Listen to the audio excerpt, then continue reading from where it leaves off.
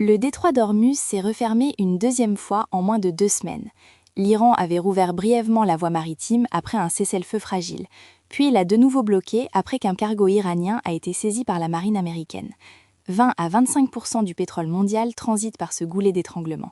Quand il se ferme, ce n'est pas un signal, c'est une interruption physique d'approvisionnement. Les marchés ont répondu immédiatement. Le CAC 40 a perdu plus d'1% à l'ouverture, entraîné par la flambée des cours du brut. Les prix du gaz naturel européen ont progressé en parallèle, les opérateurs anticipant une perturbation durable des flux en provenance du Qatar.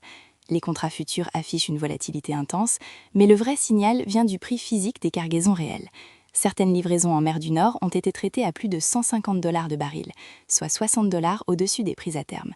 Cet écart dit une chose simple, le marché financier et le marché réel ne regardent plus dans la même direction. La France est exposée de 2 façons distinctes. La première est directe. La flambée des carburants pèse sur les ménages et les entreprises de transport, au point que le gouvernement a dû annoncer en urgence de nouvelles aides ciblées. La seconde est budgétaire. Le coût de la crise pour les finances publiques françaises est déjà estimé entre 4 et 6 milliards d'euros, dont 3,6 milliards rien que sur le service de la dette. Sébastien Lecornu a demandé à ses ministres de trouver 4 milliards d'économies supplémentaires du côté de l'État et 2 milliards dans la sphère sociale. Ce n'est pas un plan d'ajustement à froid, c'est une réponse d'urgence à un choc qui s'accélère. Dans ce contexte de réarmement accéléré, Thales a publié des chiffres de premier trimestre supérieurs aux attentes. Le chiffre d'affaires ressort à 5,3 milliards d'euros, en hausse de 9,7% en données organiques.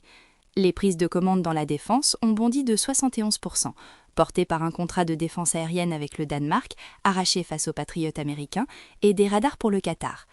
Le groupe souligne lui-même que les événements au Moyen-Orient renforcent la pertinence de ces solutions. La guerre, pour Thales, est un accélérateur commercial. Pourtant, la bourse a sanctionné le titre de 3,4%. La raison est précise. Thales n'a pas relevé ses objectifs annuels malgré la surperformance du trimestre. Les investisseurs avaient anticipé une révision à la hausse. L'absence de guidance révisée a été lue comme de la prudence ou comme une incertitude sur le segment aéronautique, exposé à la chute du trafic aérien mondial. Le groupe attend le mois de juillet pour ajuster ses prévisions. Celui qui vendait ce mardi pariait que la prudence du management masque une dégradation, pas une force. Pendant ce temps, une autre tension de fond s'est invitée sur les marchés. L'audition de Kevin Warsh devant le Sénat américain a ravivé le débat sur l'indépendance de la Réserve fédérale. Warsh, choisi par Donald Trump pour succéder à Jerome Powell, a admis devant les sénateurs que la Fed portait encore l'héritage des erreurs de politique monétaire de 2021 et 2022. Il a plaidé pour des réformes fondamentales.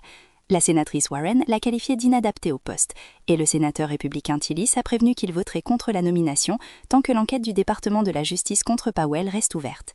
Si Tillis s'allie aux démocrates, la nomination de Warsh est bloquée, et la Fed entre dans une zone d'incertitude institutionnelle sans précédent à quelques semaines de l'expiration du mandat de Powell le 15 mai.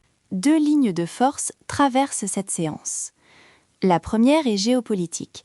Les marchés oscillent entre espoir d'un accord à Islamabad et retour des tensions chaque fois que Téhéran refuse de confirmer sa participation.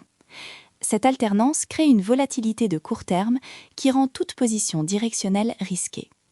Le moral des investisseurs allemands s'est fortement détérioré en avril, le consensus économique est fragilisé et la BCE a signalé qu'elle devait garder la tête froide, une façon de dire qu'elle ne réagira pas à chaque mouvement du brut. La seconde ligne est institutionnelle. Le remplacement de Powell à la tête de la Fed, dans un contexte où Trump presse ouvertement pour des baisses de taux, remet en question la boussole monétaire mondiale.